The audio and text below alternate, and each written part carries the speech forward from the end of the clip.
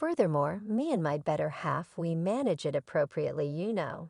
And we continue on Puff, and Jed Preclude runs the room. Puff got his kid John snatching his style. Yet they knob the stripped. What sort of is this getting betrayed by an accomplice is a certain something yet when your significant other for a long time concludes he needs to begin getting with men. That is a totally different issue.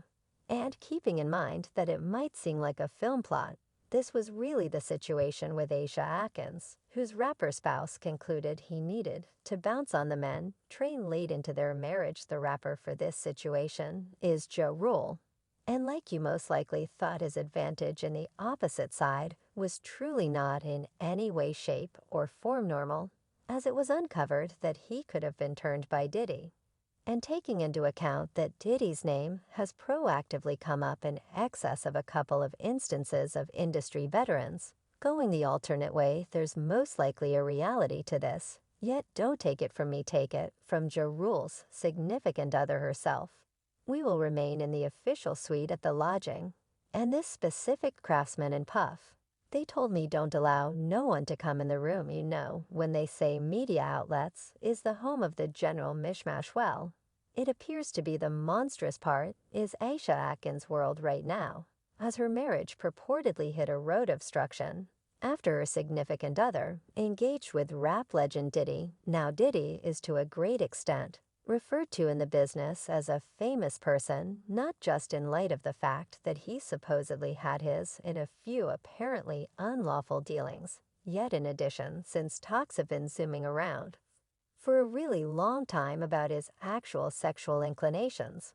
Well, it appears Aisha could have quite recently dropped the response on our laps with what she's uncovered about him. And Puff, just taken a gander at the craftsman, and the craftsman said you ain't have any desire to come up in there. It was a ton of cracking. __. Going on, see, sometime backward, came out that Ja Rule was having a few conjugal issues. And keeping in mind that everybody would concur that issues in relationships are typical, what Aisha detailed that she was managing was miles from typical. As per her, the hypnotized rapper purportedly decided to leave her for another person, not a side piece. He was with not a young lady he met at the club, yet a man he met in jail. He composed all them love tunes regardless. Don't have the foggiest idea how to treat a *, educate, answered Aisha Atkins rapper. Ja Rule's significant other, in an initial assertion during her MTV restrictive wedded life after jail. We went through 10 or more years fabricating our marriage, yet it just took him two to conclude he'd prefer suck a bullet TK than be with his better half. Ja Rule was condemned to 2 years in prison for a firearm charge and delivered before in 2013 when he probably got back to existence with his family. Yet as per Aisha, that is basically not the case. He got back up to get his __. And least she guarantees that Ja Rule, genuine name Jeffrey Atkins, essentially told her that he was laying down with his fitness coach. And not until later did she figure out that in addition to the fact that he was a man, his jail fellow prisoner, yet there's more going on. About 10 years prior, Ja Rule was condemned to prison. The consistently on-time star served 2 years in a correctional facility on endeavored criminal ownership of a weapon and inability to record charges. And his significant other never missed a Sunday visit, advancing their unscripted television series. Observe the guidelines on Access Hollywood Live. Aisha let it out was extreme not to have her better half around at first, yet the week-by-week excursions to jail before long became standard. She said I, in a real sense, went to visit him consistently and gotten there and back 4.5 hours there and 4.5 hours back each Sunday. Occasions it was football matchups on Saturday, and we proceed to visit father on Sunday. That is how we helped 2 years, calling his significant other his stone in jaw. Rule, genuine name Jeffrey Atkins, said she held it down when I went to the federal authorities' government jail. I just said, listen, I'm great. I needn't bother with you to drive way out here. I'm right close to Canada. You don't have to come up here yet. While she thought her better half was simply being circumspect about the amount it would have cost her to actually make that excursion each and every other week, it turns out her presence could have quite recently been making the rapper's man self-conscious in the end. Aisha at last consented to remain away, passing on her van to complete his sentence away from her and his family. I did that entire 4 months, and I didn't see my better half or family by any stretch of the imagination anyway. Around then, it appears to be the rapper had previously been supporting the individual he wanted to supplant his family with appears to be somewhat difficult to purchase, yet truly Ja Rule didn't continuously swing to the opposite side. As a matter of fact, reports from a solid source have uncovered that the rapper was very likely impacted by Diddy. As per Diddy's previous protector quality arrangement, it appears Diddy could have taken an entire pack of sex toys to Ja Rule's home at one point before. And that wasn't even the feature of the story. And this story begins when I'm with Puff, and he's in the colorful bookshops, and he's doing shopping in a meeting. Gene said he went with Diddy to a store where he saw Diddy getting handle plugs for him and paying bucks on the counter not to have his stuff looked at. He then said that he Diddy and one more organization went to North Carolina in a personal luxury plane where they remained at a terrific inn in Diddy, and the other person went to the official suite together. So soon thereafter, this rapper and Diddy, they were all in the room together. Quality arrangement made sense of. Before you know it, someone rang the doorbell. We were at the official suite, so I opened the entryway, and the man said, "Yo, I'm hanging around for my cousin, the gatecrasher." Guaranteed he was Ja Rule's cousin, and he attempted to get into the official room. Now Quality had been given clear directions not to allow anybody to go into the room.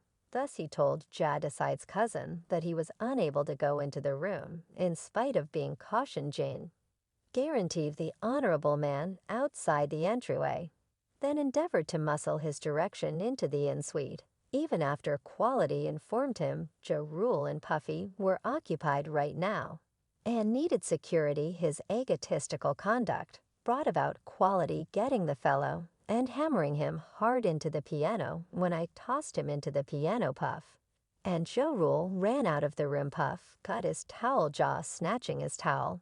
Yet they handled the Fu Mark bullet bear. The upheaval had made the two respectable men leave their suite, exposed and clutching their towels, with a confounded cousin taking a gander at them. Gene kept spilling the situation thus.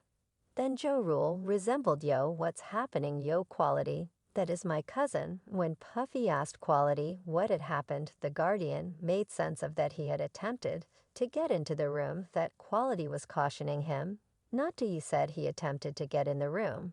I let him know he was unable to get in the room.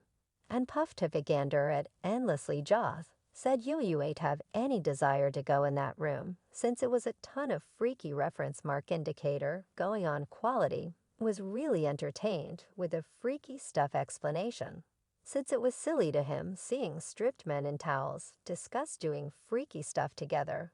I mean, I get how a story could have occurred another way than what an arrangement might have seen, yet truly, he isn't the first or just individual to have seen Diddy in an unusual circumstance like that, demonstrating it to be an example for the music magnate.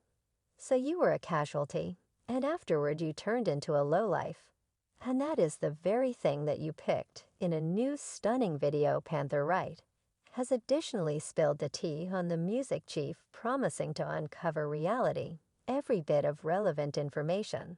And only reality and kid did she convey. As per Wright, she's recruited an amusement legal counselor who worked with Awful Kid around 2003. And this legitimate hawk has a humdinger of a story to share. Wright claims that Diddy has been utilizing his ability to compel his subordinates to fulfill him get terrible kids since she was one of the lead mentors for Awful Kid diversion. She saw something upsetting to her, obviously. Diddy had a gathering with the gifted vocalist and entertainer Christopher Williams about a demo bargain. Yet when the lawyer went to Diddy's office to get endorsement for some desk work she was in for, all in all a shock, she purportedly strolled in on Williams, playing out a sexual follow-up on Puff himself. When she strolled in, the entryway wasn't locked, so she didn't mull over strolling in. And when she strolled in, she saw Christopher Williams performing fellatio on Puff. Yet here's the kicker: that amazing sight didn't appear to annoy the attorney at the time anyway. The following day, Diddy brought it up and purportedly inquired as to whether she planned on telling anybody. Following day, he came into office and was like, "Better believe it. So you came in there, so what you believe that would you like to say something?" And she resembled, "Good gracious, as though that wasn't at that point horrendous enough." The rapper allegedly proceeded to undermine her maxim that he would destroy her life, assuming she let the cat out of the bag. "You drove that lady out of your workplaces since she saw you being you, and afterward you took steps to demolish her life on the off chance that she at any point told anybody. Yet she told somebody. She let me know." Puma is unyielding that Diddy has been utilizing his ability to drive men into corrupting demonstrations just to demonstrate how strong he is. And how about we say she won't hesitate to express her real thoughts? And on the off chance that somebody that used to work next to each other with Diddy is making statements like this happened, then it's an easy decision that the rapper probably had something with Ja Rule.